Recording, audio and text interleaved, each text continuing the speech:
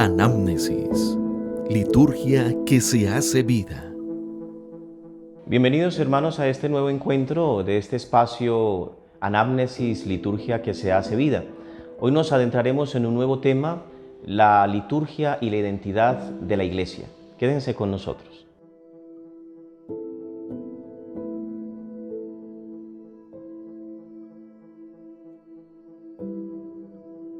Anamnesis, liturgia que se hace vida. Muy bien, como lo hemos anunciado, vamos a adentrarnos hoy en un tema nuevo, la liturgia y la identidad de la Iglesia. Seguramente podremos comprender el porqué de la normativa litúrgica, por qué no damos tanto espacio a la creatividad, por qué el uso de las fórmulas, por qué no la oración espontánea como en aquellas denominaciones no católicas, por qué la Iglesia es percibida como un organismo pétreo en el ámbito litúrgico. Espero que estas dudas sean aclaradas en el transcurso de estos dos encuentros, porque por su extensión tendremos que fraccionarlos en dos. Hace un tiempo me encontré con el testimonio muy interesante de un entonces pastor calvinista llamado Scott Hans. Él escribió un libro muy interesante que se llama Las bodas del Cordero, la misa, el cielo en la tierra. Su tesis es muy sencilla. Para Scott Hans es imposible comprender la misa sin el Apocalipsis y es imposible comprender el Apocalipsis sin la misa. Pero ¿cómo inició todo? Este pastor, que llevaba 20 años estudiando el libro del Apocalipsis, había leído en muchas ocasiones en la literatura antigua, especialmente en los padres de la Iglesia, términos como liturgia, sacrificio, celebración, y desde luego ese término en concreto, liturgia, no era conocido en el mundo protestante. Entonces él dijo, el mejor modo que tengo para poder comprender lo que estos términos significan es yendo a la Iglesia, que es la que conserva todo el legado de los padres de la Iglesia. Se hizo el propósito de entrar por primera vez a una Iglesia católica, pero se hizo también la promesa de que no incurriría en ningún tipo de idolatría, a la que estaban acostumbrados, entre comillas, los católicos, ¿no? La sorpresa fue que una vez este pastor, entonces pastor, entró por primera vez a la celebración de la misa, cuando sonó la campanilla y vio a un hombre salido con vestiduras sacerdotales rodeando el altar e incensándolo, y luego con el paso de la celebración, en la medida que iba viendo que los fieles y el sacerdote empezaban a repetir expresiones de la Sagrada Escritura, santo, santo, santo es el Señor, aleluya, bodas del Cordero, Cordero de Dios, que se repetía esa expresión varias veces, él empezó a comprender que esa celebración era como una especie de colcha de retazos, eso lo digo yo, de la Sagrada Escritura y de acontecimientos salvíficos. Esto hizo que este hombre empezara a darse cuenta que realmente eso que los padres llamaban liturgia no era algo que la Iglesia se hubiera inventado, sino que realmente fue como el modo de ir congelando en el tiempo todos los acontecimientos salvíficos para poder tener acceso a ellos. Y eso lo motivó a volver una y otra vez a la Iglesia hasta que decidió abandonar el mundo calvinista y adentrarse en la religión cristiana. ¿Por qué les digo todo esto? Porque realmente para nosotros es muy importante el testimonio de los padres de la Iglesia. Es muy importante el testimonio de la Iglesia antigua. Para nosotros los católicos es inconcebible que yo, como sacerdote, salga mañana y diga, vea, me he inventado una nueva misa. Y como la gente está cansada de lo mismo, yo mañana voy a hacer el ensayo con este nuevo experimento. Seguramente ustedes han visto todo lo contrario, que en nuestras celebraciones el sacerdote está pegado a un libro y que siempre hacemos uso de las mismas fórmulas y de las mismas estructuras. ¿Por qué? Esto no lo podremos comprender si no tenemos claro lo que significa desde la Sagrada Escritura y desde la teología un término que nos puede parecer tal vez desconocido: personalidad corporativa. Esto significa que el pueblo de Israel no se veía como un grupo de miles o de millones de personas dispersos a lo largo de toda la historia. No, el pueblo judío se concibe como un único cuerpo, del cual Adán es la cabeza. Y por eso San Pablo más adelante, inspirado también por el Espíritu, llegaría a hacer lo que llamamos nosotros el símil del cuerpo, hablando de la iglesia como cuerpo místico. Si por un hombre entró el pecado en el mundo, es decir, si por la cabeza de ese cuerpo entró el pecado en el mundo, también por la cabeza del nuevo cuerpo que es Cristo entra la gracia. Si nosotros logramos concebirnos como un único cuerpo, nos podremos dar cuenta de la importancia que tiene celebrar como la Iglesia ha celebrado siempre.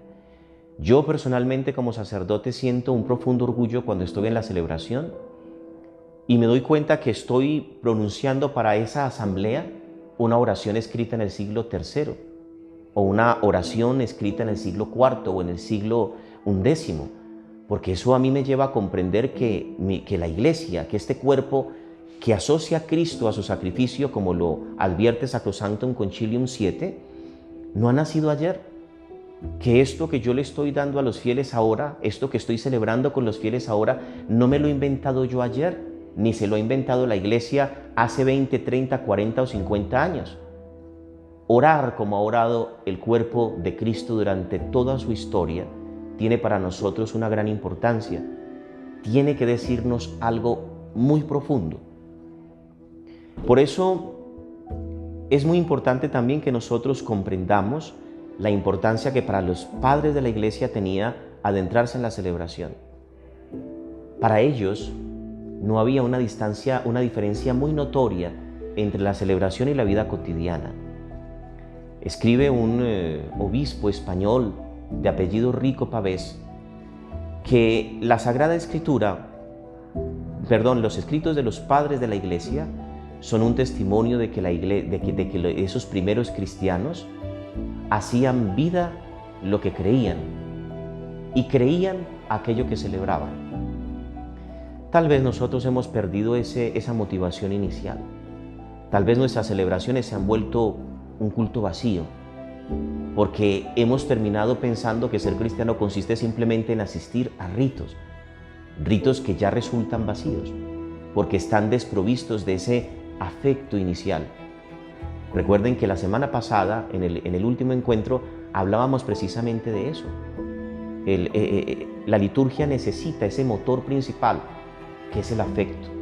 El hecho de tener la certeza de que Dios ha pasado por mi vida salvándome. Si yo siento que he nacido sin la intervención de Dios, que mi padre y mi madre se cruzaron por el camino solo como un acto de coincidencia, o que yo nací como fruto de un no sé qué, si yo he sentido que durante mis 20, 30, 40 o 50 años Dios no ha hecho absolutamente nada, la liturgia ciertamente no me va a decir nada. Pero si yo tengo un corazón noble, si yo tengo un corazón agradecido, si puedo darme cuenta que Dios también ha pasado por mi vida de muchísimas maneras, salvándome y llenando mi vida de muchas razones, entonces la liturgia va a tener todo un sentido. Y entenderemos también, como ya lo decíamos la semana pasada, por qué razón nuestro Señor habla del momento en que nosotros empezaremos a adorar al Padre en espíritu y verdad. Es decir, que seremos capaces de llevar esa alegría de lo celebrado en la liturgia a la vida. Y entonces todos los demás, aquellos que trabajan con nosotros, que viven con nosotros, se darán cuenta que hay en nosotros una presencia extraordinaria, que hay en nosotros un brillo distinto, es el brillo propio de los hombres nuevos. Nosotros advertíamos también la semana pasada que la liturgia, ya que es llevada a cabo por Jesucristo, que es el liturgo por excelencia, de hecho podríamos decir es el único liturgo, el único ministro por antonomasia del santuario celeste, es Señor del tiempo. Y ya que el tiempo le pertenece, puede hacernos también a nosotros contemporáneos con esos acontecimientos salvíficos, tanto del pasado como del presente.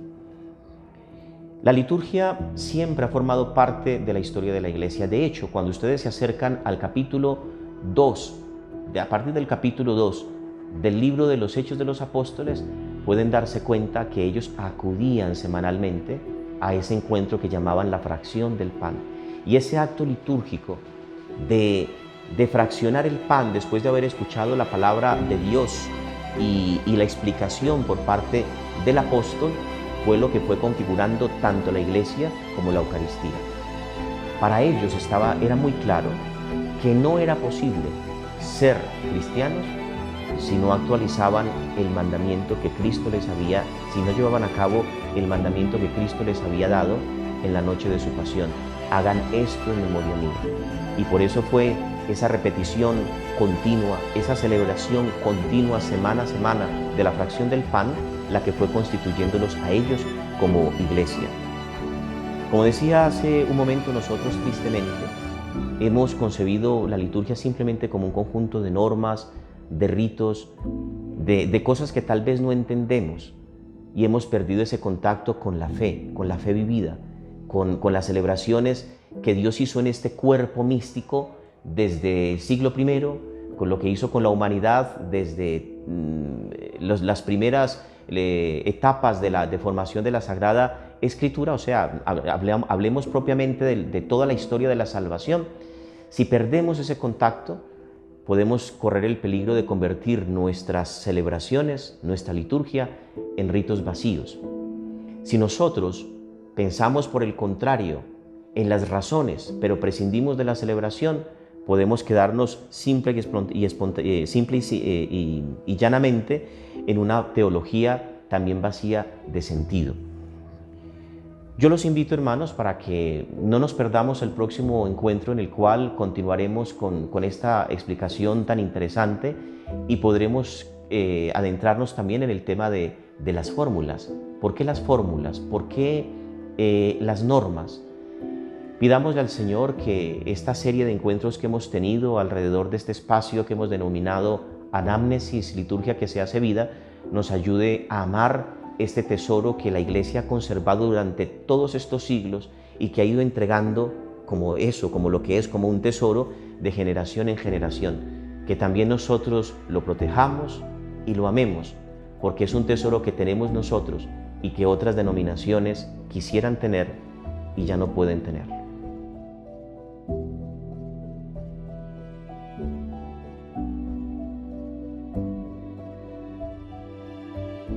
Anamnesis, liturgia que se hace vida.